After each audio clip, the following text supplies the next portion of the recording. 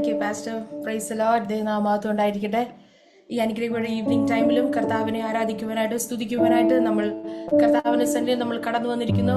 ദൈവത്തിന്റെ ശ്രേഷ്ഠമേറിയ നാമം, യേശുവിന്റെ മഹത്തേറിയ നാമം നമ്മൾ ആരാധിക്കുവാനായിട്ട് സ്തുതിക്കുവാനായിട്ട് നമ്മൾ ഒരുമിച്ച് കടന്നു വന്നിരിക്കുന്നു. ആധികാരികത്തോടെ ദൈവസന്നിധിയിലേക്ക് നമുക്ക് തിരിയാം. എന്നാൽ തുടക്കത്തിൽ ഞാനൊരു വാക്യം വായിച്ചോളെ. അപ്പോസ്തല പ്രവൃത്തി 10:38 നസ്രയനായ യേശുവിനെ ദൈവം പരിശുദ്ധാത്മാവിനാലും ശക്തിയാലും അഭിഷേകം ചെയ്തതും ദൈവം അവനോട് കൂടെ ഇരുന്നുകൊണ്ട് അവൻ നന്മ ചെയ്തും പിശാച് ബാധിച്ചവരെയൊക്കെയും സൗഖ്യമാക്കിക്കൊണ്ട് സഞ്ചരിച്ചതുമായി വിവരം തന്നെ നിങ്ങൾ അറിയുന്നുവില്ലയോ എന്നുള്ള വചനപ്രകാരം പോലെ തന്നെ കർത്താവ് അത്ഭുതങ്ങൾ ചെയ്ത കർത്താവിന്റെ ആ കാലയളവിലൊക്കെയും ദൈവത്തിന് യേശുവിന്റെ ശ്രുതി ആ ദേശമെങ്ങും അറിഞ്ഞു എന്നാണ്.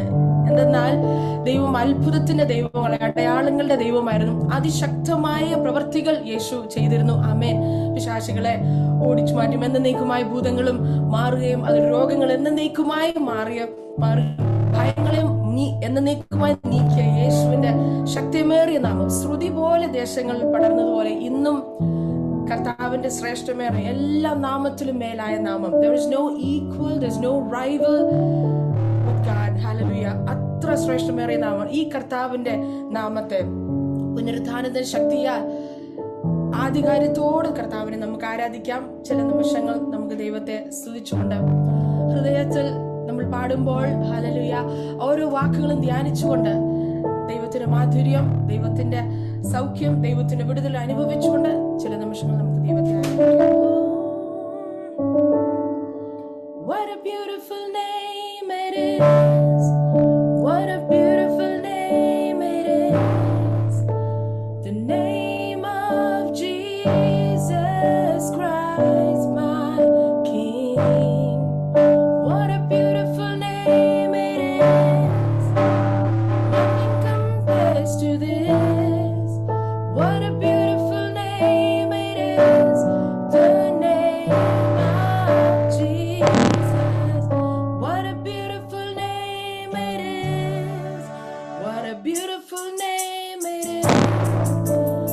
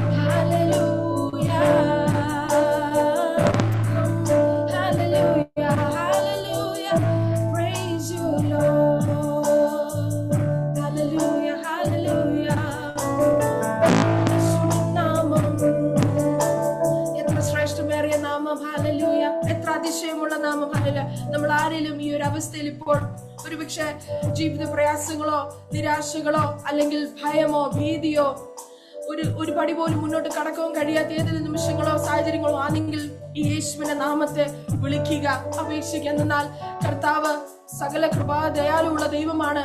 അവൻ തത്സമയത്ത് രക്ഷ നൽകുന്ന കർത്താവാണ്. ആകയാൽ ഈ യേശുവിന്റെ നാമത്തെ, ഈ ശ്രേഷ്ഠമേറിയ നാമത്തെ നമ്മുടെ എല്ലാ അവസ്ഥയിലും നമ്മൾ വിളിച്ചുകൊണ്ട് ശക്തിമേറിയ ദൈവത്തിന്റെ പ്രവൃത്തികളെ അനുഭവിക്കുന്ന കർത്താവ് നമ്മളെല്ലാവരെയും സഹായിക്കണം. അല്ലെങ്കിൽ ഈ കർത്താവിന്റെ നാമത്തെ പിന്നെ നമുക്ക് ഹൃദയത്തിൽ ധ്യാനിച്ചുകൊണ്ട് ചില നിമിഷം കൂടെ നമുക്ക് കർത്താവിനെ ആരാധിക്കാം. Hallelujah, hallelujah. Praise the Lord, praise the Lord, praise the Lord, praise the Lord. Hallelujah, hallelujah.